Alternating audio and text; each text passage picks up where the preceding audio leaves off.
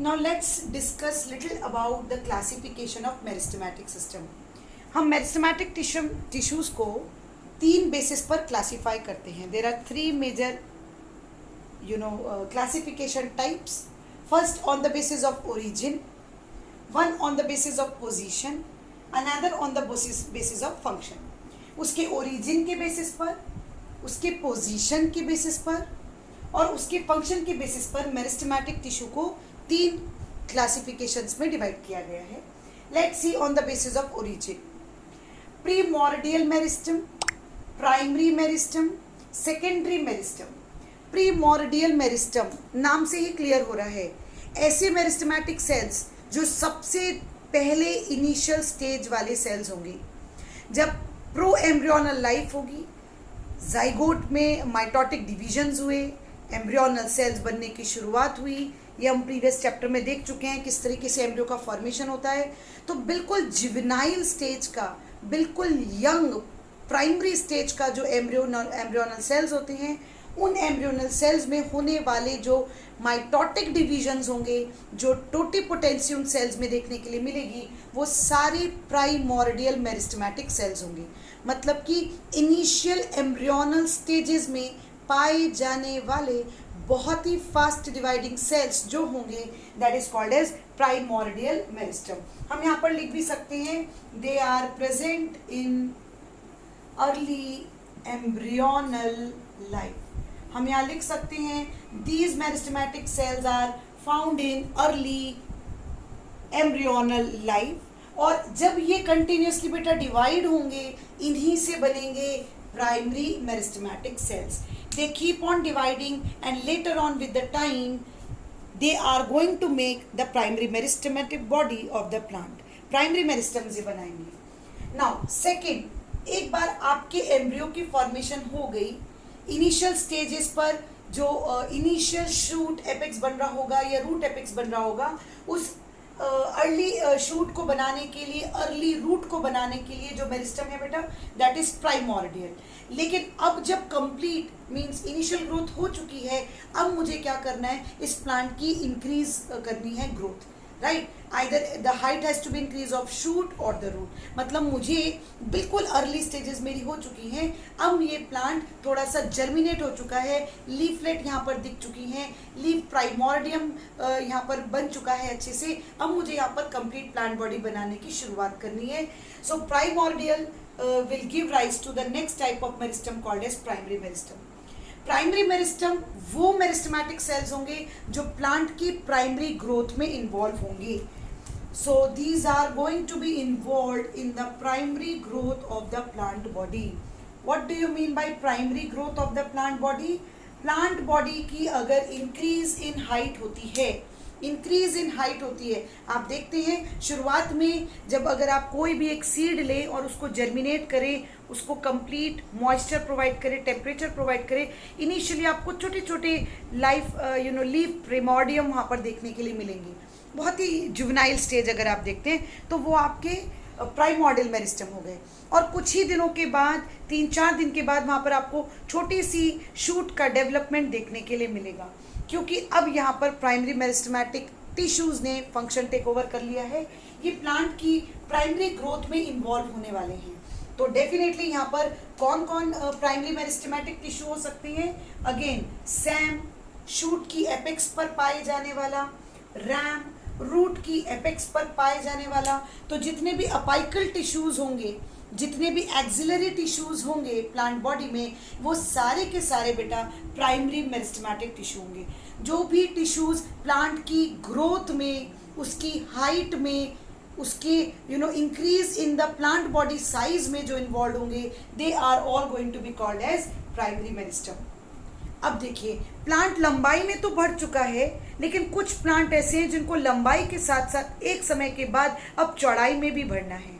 Increase in height is already being conducted. Now this is the time to increase the girth of the plant. Right? So कुछ plants, especially जब हम dicot plants की बात करते हैं, तो dicot plants में एक समय के बाद plant की जब height attain हो जाती है, now simultaneously little increase in the girth of the plant body can be seen. और वहाँ पर इन्वॉल्व होंगे secondary meristem. Secondary meristematic tissues बेटा वो टिश्यूज होंगे which are going to be involve in the secondary growth of the plant body. Secondary growth of the plant body, and secondary growth, remember, it is a characteristic feature of all dicot plants. सभी dicot plants में आपको secondary growth मिलेगी, आपको plant की गर्थ मिलेगी. Tree Trunks आप देखते हैं कि नहीं, आप मैंगो ट्री उठा लीजिए, आप बैंगन ट्री उठा लीजिए, इनके गर्थ कितने ज़्यादा हैं, सरकमफ्रेंस कितना ज़्यादा है. तो आप इमेजिन कर सकते हैं सेकेंडरी ग्रोथ मतलब प्लांट लंबाई में जब बढ़ रहा है this is called primary growth, लेकिन जब प्लांट चौड़ाई में बढ़ रहा है this is called secondary growth. जब प्लांट लंबाई में बढ़ेगा तो प्राइमरी मेरिस्टेमेटिक टिश्यू, जब प्लांट चौड़ाई में बढ़ेगा देन सेकेंडरी मेरिस्टेमेटिक टिश्यू. तो सेकेंडरी मेरिस्टेमेटिक टिश्यू यहाँ पर कौन हो सकते हैं, जैसे कि कैम्बियम. कैम्बियम आपके सेकेंडरी मेरिस्टेमेटिक टिश्यू हो सकते हैं. कैम्बियम आप जानते हैं, cambium intrafascicular cambium, intrafascicular cambium ये वेस्कुलर बंडल्स में पाए जाते हैं. वेस्कुलर बंडल्स यहाँ मैं डिस्कस, ठीक है, मैं थोड़ा सा बता देती हूँ. इस तरीके का एक बंडल होता है, बंडल के अंदर वेस्कुलर टिश्यूज की अरेंजमेंट होती है. ये जाइलम है और ये फ्लोएम है, राइट. जाइलम और फ्लोएम दोनों एक बंडल में पैक्ड है. मैं डाइकॉट प्लांट्स की बात कर रही हूँ क्योंकि वहीं पर सेकेंडरी ग्रोथ है. और इस बंडल के अंदर अगर दोनों टिश्यूज के बीच में देखेंगे तो यहाँ पर आपको कैम्बियम ग्रोथ देखने के लिए मिलेगी. आपको एक परमानेंट टिश्यू यहाँ पर मिलेगा कैम्बियम के नाम से, राइट. और ये टिश्यू, ये कैम्बियम लेटरल मेरिस्टम बनता है. ये आपकी सेकेंडरी ग्रोथ में इन्वॉल्व होता है फ्यूचर में.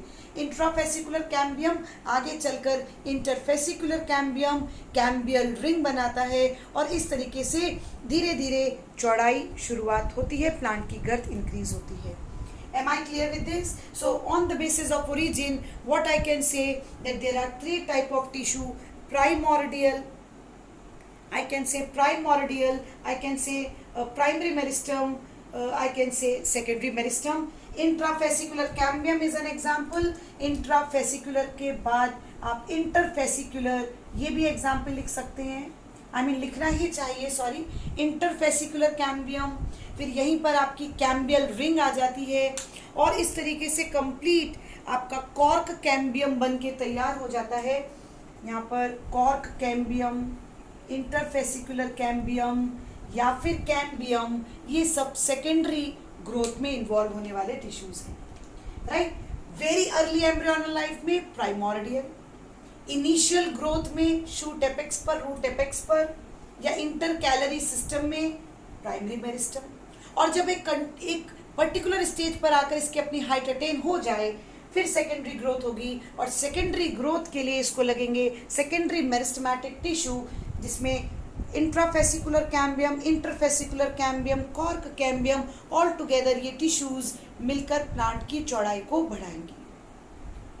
नेक्स्ट चलते हैं on the basis of position. Class 9th का टॉपिक है बेटा, आप लोग बहुत अच्छे से पढ़ चुके हैं. On the basis of position meristematic tissues 3 type के हैं: apical meristem, intercalary meristem and lateral meristem. अगर आपका मेरिस्टेमेटिक टिश्यू प्लांट के एपेक्स पर है, मतलब कि प्लांट के अपाइसिस पर है, शूट अपाइसिस पर है, रूट अपाइसिस पर है.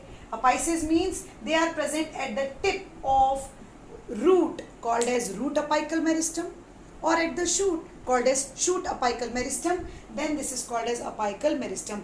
Definitely जब ये टिप पर प्रेजेंट होंगे तो ये बहुत तेजी से प्लांट की ग्रोथ करवाना शुरू करेंगे, राइट. अब आप इमेजिन कीजिए ये एक इनिशियल शूट एपेक्स है, ये एक शूट एपेक्स है और यहाँ के सारे cells highly totipotent meristematic cells हैं. अपाइकल मेरिस्टम ये सेल्स हैं. ये पोजीशन के हिसाब से मैं बता दूं तो ये शूट की टिप हो गई और यहाँ के सारे सेल्स मेरिस्टेमेटिक सेल्स हैं. अब ये सेल बेटा डिवाइड होते चले गए, ये सेल बेटा डिवाइड होते चले गए, शूट की एपेक्स, ये सेल डिवाइड होते चले गए, शूट की एपेक्स. तो अपाइकल मेरिस्टम बेटा सिर्फ और सिर्फ टिप पर रहेंगे, लेकिन जब ये शूट एपेक्स शूट बढ़ती चली जा रही है, इलोंगेट होती चली जा रही है, तो कुछ सेल्स पीछे छूटते चले जा रहे हैं. आप देख सकते हैं कुछ सेल्स पीछे रहते चले जा रहे हैं। जैसे जैसे इसकी ग्रोथ होती चली जा रही है, टिप के सेल्स डिवाइड होते चले जा रहे हैं, अपाइकल मेरिस्टम्स डिवाइड होता चला जा रहा है। Some of the cells are left behind and those which are left behind they are making the intercalated part of the plant body. This is called intercalary meristem. समझ रहे हैं बात को? जैसे कि मैं आपको ये बता दूं, ये एक डंडी है और इस डंडी पर, इस स्टेम पर ये नोड्स हैं, राइट? तो नोड्स के बीच में यहाँ पर जो प्रेजेंट होगा दैट इज इंटरनोडल एरिया। दो नोड्स के बीच में इंटरनोडल एरिया, और इस इंटरनोडल एरिया में पाए जाएंगे इंटरकैलरी मेरिस्टम, राइट? जितने सेल्स डिवाइड हो रही हैं तो वो तो अपाइकल मेरिस्टम बढ़ते चली जा रही है, लेकिन कुछ सेल्स पीछे की तरफ छूटते चले जा रहे हैं और ये सेल्स बनेंगे आपके intercalary meristem. Am I clear with this? ये हेल्प करते हैं स्पेशली ग्रास की लेंथ। आप जानते हैं, आप कितनी भी घास काट दीजिए, हर एक 4-5 के दिन के बाद घास बड़ी हो जाती है। आप उसकी टिप काटते चले जाते हैं, या फिर ग्रेजिंग एनिमल्स घास खा के चले जाते हैं, पर 5 दिन के बाद फिर उस ग्रास लैंड पे ग्रास आ जाती है। तो वहाँ पर सबसे ज़्यादा एक्टिव कौन है? That is intercalary meristem. क्योंकि ग्रेजिंग एनिमल्स ने एपेक्स को कट किया, लेकिन इंटरकैलरी मेरिस्टम्स पूरी तरीके से गायब नहीं हुई हैं। ये अपना मेरिस्टेमेटिक फंक्शन अटेन करते हुए ग्रास को वापस से इंक्रीज कर देंगी। समझ गए? तो ये आपके इंटरकैलेटेड पार्ट्स में है। So where this is present, it is present in the intercalated parts of the plant body, right? Like internodal areas हो गए। Then the last but not the least is the lateral meristem. Lateral meristem means plant body के lateral parts में। जैसे कि ये भी आप देख लीजिए, यहाँ पर ये एक इस तरीके का प्लांट बॉडी है, तो लेटरल पार्ट में जो पाए जाएंगे they are called as lateral meristem. ये हो गया टिप पर, ये पाए जाएंगे टिप पर, ये हो गया अपाइकल मेरिस्टम। और इंटरकैलेटेड एरियाज में ये पाए जाएंगे इंटरकैलरी मेरिस्टम, और लेटरल पार्ट्स में पाए जाएंगे लेटरल मेरिस्टम। लेटरल मेरिस्टम और कोई नहीं, अभी कैम्बियम, जिसके बारे में हमने डिस्कस किया, कैम्बियम, जो फिर फर्दर सेकेंडरी ग्रोथ में मदद करेगा। तो ये lateral meristem, whose example is cambium, helps in the secondary growth of the plant body. ये लेटरल मेरिस्टम मोनोकॉट्स में नहीं पाया जाता एज सच, क्योंकि मोनोकॉट्स में सेकेंडरी ग्रोथ नहीं होती। Last we will see on the basis of function. On the basis of function, protoderm or proderm, procambium and ground meristem. Protoderm, derm नाम से क्लियर है। These meristematic tissues will help in making the epidermal tissue system of plant body. Plant body की जितनी भी outer most covering है, सबसे बाहर तो एपिडर्मल लाइनिंग है। रूट में भी देखें तो एपीब्लेमा लेयर है, जो कि उसकी एपिथेलियल टिश्यू है। जैसे आपको स्किन है, वैसी प्लांट बॉडी को भी एपिडर्मल टिश्यूज़ हैं। तो ऐसे मेरिस्टेमेटिक टिश्यूज़ जो इनिशियल लेवल पर जब ग्रोथ चलेगी, then they are going to make the outermost epidermal tissue system of plant body. Procambium मतलब कि जो वेस्कुलर सिस्टम बनाएंगे, जो इनिशियल लेवल पर वेस्कुलर जाइलम और फ्लोयम टिश्यूज़ का फॉर्मेशन करेंगे। मतलब कि प्रोकैम्बियम वो मेरिस्टेमेटिक टिश्यूज़ हैं जो प्राइमरी जाइलम और प्राइमरी फ्लोयम बनाएंगे ड्यूरिंग प्राइमरी ग्रोथ। हर प्लांट में सेकेंडरी ग्रोथ बेटा नहीं होती है। Secondary growth is a characteristic of dicot. तो प्राइमरी ग्रोथ तो सभी में होती है, उसके बाद किसी में सेकेंडरी होगी, किसी में नहीं, मोनोकॉट में नहीं होगी, right? So procambium is going to make primary xylem and primary phloem, means it is involve in making the vascular tissue system of the plant body. Whereas ground meristem, आप जानते हैं ग्राउंड मेरिस्टम मीन्स प्लांट की जो complete ground body है। मतलब कि बाहर का